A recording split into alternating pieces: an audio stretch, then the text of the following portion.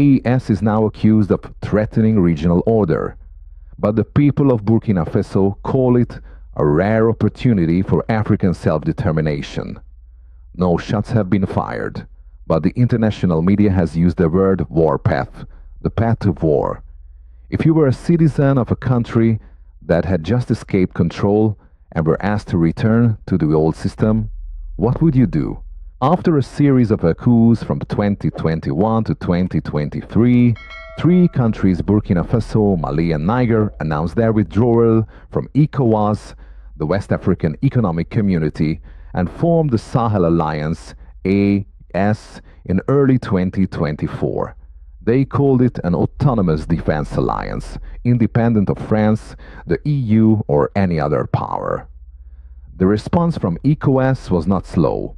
In February 2024, the organization announced that we did not recognize the existence of the AES and asked former member states to return to the democratization process under international supervision.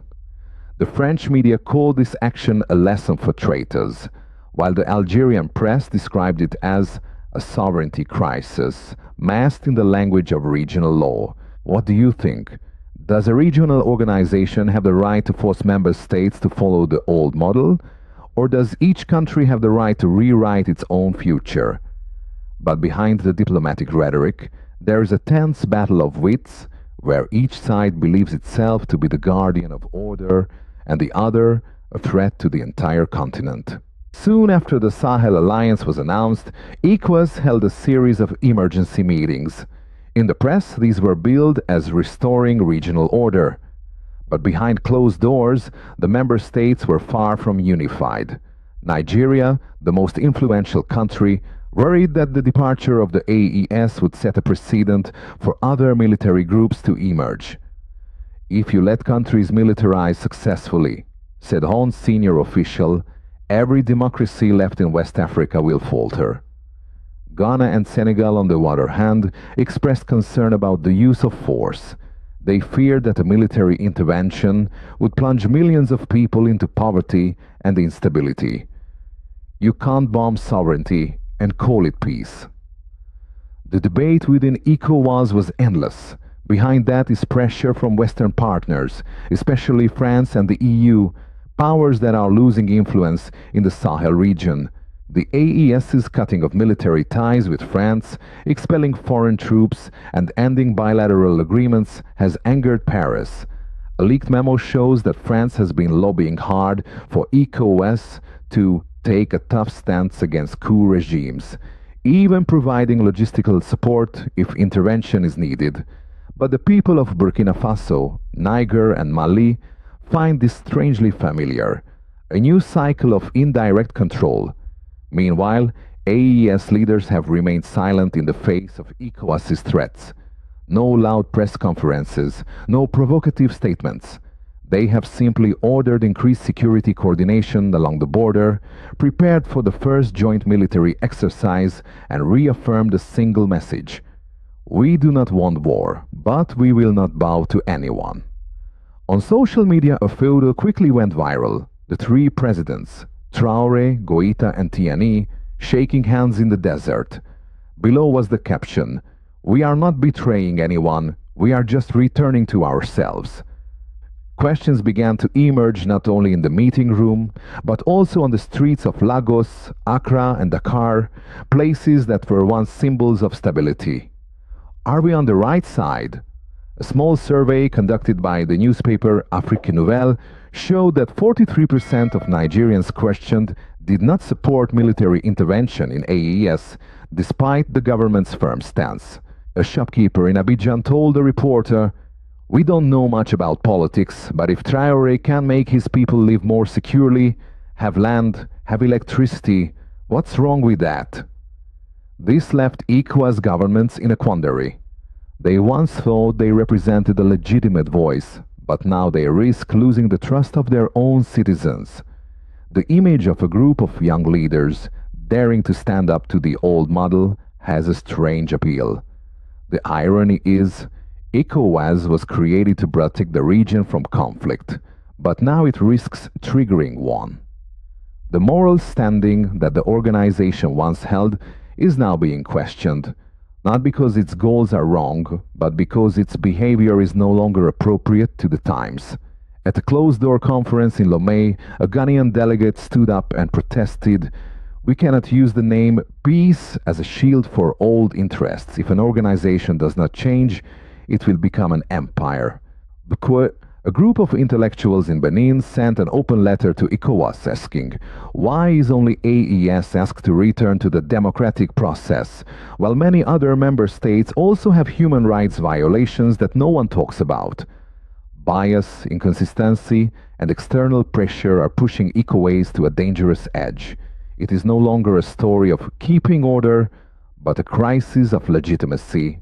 And while the AES government prepares for the darkest days, the people of these countries still show their support in a very special way. They are silent, but do not retreat. There is no violence, no agitation, just AES flags hung on electric poles, house doors, on the backs of buffaloes plowing, as a declaration, this is a fight for the right to choose the future. And then, in the midst of that undercurrent, Traoré decided to break the silence, not with words, but with a series of unexpected actions, forcing the whole region to watch. Would you dare to leave a powerful organization to start over on your own? There will be danger, there will be isolation, but is autonomy worth it? While ECOWAS is training to find common ground, while the media constantly emphasizes the risk of riots, in the border villages, people are still plowing their fields, building schools, rebuilding after the war, because for them, politics only makes sense when it touches their land, their food, and the safety of their families. And then, in the midst of that undercurrent, Traoré decided to break the silence, not with words, but with a series of unexpected actions, forcing the whole region to watch. While the international media and the ECOWAS countries continued to debate the AES threat in Ouagadougou, Bamako, and Niamey, things began to move at an unexpected pace. No long speeches, no defiant press conferences, just action. On June 15th, the governments of the three AES countries simultaneously issued a decree to reorganize their armies. Each country sent an elite battalion to the Sahel Triangle to participate in a joint exercise called Sahel Shield. This was not just a simple exercise. It was a clear message. We are ready to defend ourselves. Ibrahim Traoré himself was on the scene in uniform, without bodyguards, shaking hands with each soldier. In a moment that went viral on social media, he said, "People ask why we are not afraid. I answer, because for the first time in history, we stand on this land without anyone directing us." At the same time, local governments were ordered to set up early warning systems in border areas with Nigeria and Benin, two countries that remain loyal members of ECOWAS. Although they did not say it, people understood. They were preparing for all possibilities, including conflict. It is worth noting that these measures were not carried out in a military show of force. All were embedded in a national media campaign called Security Self-Reliance. If it were you, faced with the risk of intervention, would you wait or proactively build your own defense line? How do you think the government should explain its actions so as not to create fear among the people? But the most striking difference in the AES response was not the military. It was the way they mobilized the population, not through violence, but through community spirit. In Burkina Faso, local radio stations began broadcasting a program called Citizenship in Transition. Farmers, teachers, and students were invited to speak, sharing their thoughts on sovereignty, preparing for an economic siege, and most of all, trust in the new government. A primary school teacher in the Kaya region said on the radio, "For the first time, I saw a government that didn't talk much but did something. Even though it was difficult, I chose to stay in class because the future of the children was more important than fear." Soon after, Sovereignty Week was launched in all three AES countries. Students painted pictures of the country, young people took part in garbage cleanups, and volunteer groups organized outdoor screenings of historical films. In the viral photos, people held up three fingers, representing Burkina Faso, Mali, and Niger, not to protest, but to declare one thing. We do not want war, but we will not back down. In Niger, people also held outdoor prayers to ask for peace for the country. Although there was no official call from the government, churches and mosques prayed together every Friday afternoon. The image of a poor country still holding its head high, still believing in a protector greater than politics, brought many people to tears. What is more special, the AES government did not ban dissenting voices. Some independent newspapers still published opinions criticizing the policy of militarizing society too quickly. However, there were no arrests, no repression, and that was what surprised many people the most. Outside the region, Western analysts are starting to worry if three poor countries once considered incompetent to govern become models of self-reliance. It raises big questions about the whole system that France and the EU are backing. Can a government build strength by giving back trust to its people instead of controlling them? Do you think the AES model of autonomy can spread without external financial backing? But just when AES seemed to be stabilizing the domestic front, an unexpected event from the outside struck, putting everything they had built at risk of being reversed in an instant. Not wanting to allow the AES to consolidate its power, eco-ways began to strike, not with tanks, but with diplomatic and economic measures that were more quietly devastating than any cannon. On the 2nd of July, ECOWAS announced a partial trade embargo on the three AES countries. Regional banks were ordered to stop all transfers to Burkina Faso, Mali, and Niger. Borders with Nigeria and Benin were tightened. Consignments of agricultural products, fuel, and medicine began to be held up at checkpoints. ECOWAS nominally described these as preventive measures aimed at forcing the coup regimes to return to the democratic process. But in reality, the first to be affected were not the governments, but the poor people who depended on the cross-border flow of goods. In rural Niger, a resident named Ada told a local reporter, "I used to walk to Nigeria to buy salt and soap. Now I have to pay 3 times more, and I'm not sure if I'll get any. My children are starting to get sick because of the lack of medicine." But that was just the beginning. ECOWAS, along with France and the EU, also pushed international financial institutions such as the IMF and the World Bank to stop funding AES. They cited the unstable political environment as making financial support risky. A series of water supply, agricultural development, and poverty reduction projects were put on hold indefinitely. This created a double whammy. The AES government had to manage with its own limited resources, while the population was pressured by soaring prices. Analysts describe this as a slow suicide strategy. Instead of launching a military attack, they tightened the economy to turn people against the government. Do you think a regional organization can use its own people as a tool of coercion in the name of democracy?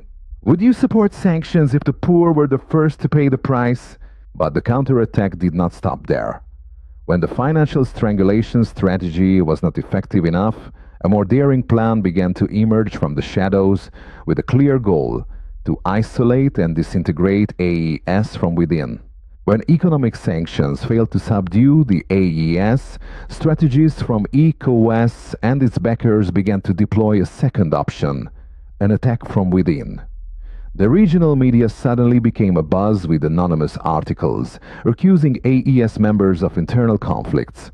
Some international channels even reported that Mali is unhappy with Traoré's control of AES media, or Niger is being excluded from important policy decisions.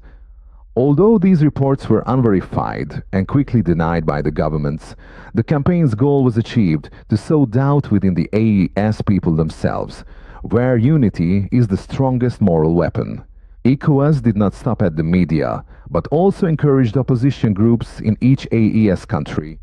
the old political forces that had been disbanded, to return to underground activities.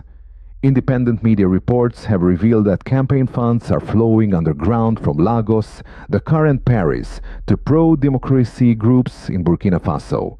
Chaos is brewing. Small protests have erupted in the capital, calling for returning power to the people.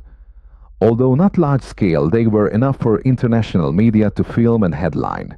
AES begins to crack. Meanwhile, AES governments have been forced to react quickly. They have tightened controls on foreign money flows, tightened regulations on non-governmental organizations, NGOs, and launched a transparency and trust campaign, inviting citizens to public seminars on autonomy, the economy, and security. Yet many observers are concerned that ECOWAS's provocations are accelerating the process of confrontation, not only between the two blocs, but also within countries, where fragile stability is only maintained by trust and determination. Who do you think is the real winner in a confrontation where both sides have lost the trust of their own people? If democracy is the ultimate goal, why use the media as a tool to divide? But just when it seemed that everything was approaching the point of collapse, an unexpected event occurred, not from ECOWAS, not from the West, but from a long silent force, the remaining Africans. As all eyes were on the confrontation between ECOWAS and AES, an unexpected event took place in Libreville, Gabon. Within the framework of the expanded Conference of SAMAC, the bloc of Central African countries, the president of Gabon, together with representatives from Chad, the Republic of Congo, the Central African Republic, and Equatorial Guinea, made a brief but shocking statement. We support the autonomy of every African country in choosing its own development model. Without mentioning AES by name, everyone understood this was a quiet handshake, a support in principle, coming from countries that were also deeply influenced by the French colonial system. Just days later, AES delegations were invited to a closed-door meeting in Bangui, Central African Republic, where President Faustin Archange Touadéra, who had held his country together against both insurgents and international intervention, proposed the creation of a new forum, African Self-Reliance, a community of non-ECOWAS and non-CAN states willing to support each other in security, trade and energy. This was a surprising counterattack. AES was no longer alone, and ECOWAS was no longer the only regional force with a political voice. At the same time, Russia, Turkey, and even Brazil began to quietly reopen diplomatic channels with AES, expressing interest in long-term cooperation, especially in the fields of solar energy and minerals. Without making any public announcements, the world realized AES might be establishing a new axis of influence. How do you think the world would change if African countries stood together, not following orders from the North? If you were the leader of a small but autonomous country, would you choose to remain silent or speak up like Gabon did? But there was one thing AES had yet to do, something that caught ECOWAS off guard, until the message was broadcast simultaneously on 3 national channels. Then the camera panned to ordinary people, a Nigerian mother teaching her child to read the alphabet in chalk on the ground, a Malian teacher lecturing under a bombed-out school, a young soldier in Burkina Faso bowing his head in prayer before going on patrol. No declaration of war, no words of condemnation of ECOWAS, just images, just facts. Less than 24 hours later, the video went viral across Africa with the hashtag #Bubun We Not Bowing. Artists, academics, and celebrities in Congo, Angola, and even Senegal voiced their support. A Benin journalist wrote, "We are witnessing a counterattack of faith, without weapons, just truth and dignity." ECOWAS's response was muted. No new statements, no emergency meetings, no further sanctions, because when a war becomes symbolic, all weapons become meaningless. What do you think makes a government stronger? The defense budget or the truth? If you were the one to deliver a message that changed history, what would you say to your children and grandchildren? But despite the media victory for AES, the biggest question remains how to maintain real peace when the world is becoming more and more divided. In every battle, the strong do not always win, but the ones who stand firm in the truth always leave their mark. And sometimes what changes a continent is not guns, but beliefs. When three young leaders decided to step out of the old system, they did not simply choose a new political path. They chose to ask the fundamental question that millions had avoided: who really has the right to decide the fate of Africa? In their evening prayers, in poor villages far from the lights of electricity, people do not pray for more tanks. They pray for children to be educated, for adults to have food to eat, for this land to live up to the dignity that God gave it from the beginning of creation. And perhaps it is that, not policies, not speeches, that changes everything. How do you think your children will learn about this confrontation in their textbooks? If it were you, what would be the ending to Africa's new chapter? Do you believe that justice, truth, and faith in God can coexist in politics? Leave your answer below. Who knows? You might be writing a part of the future.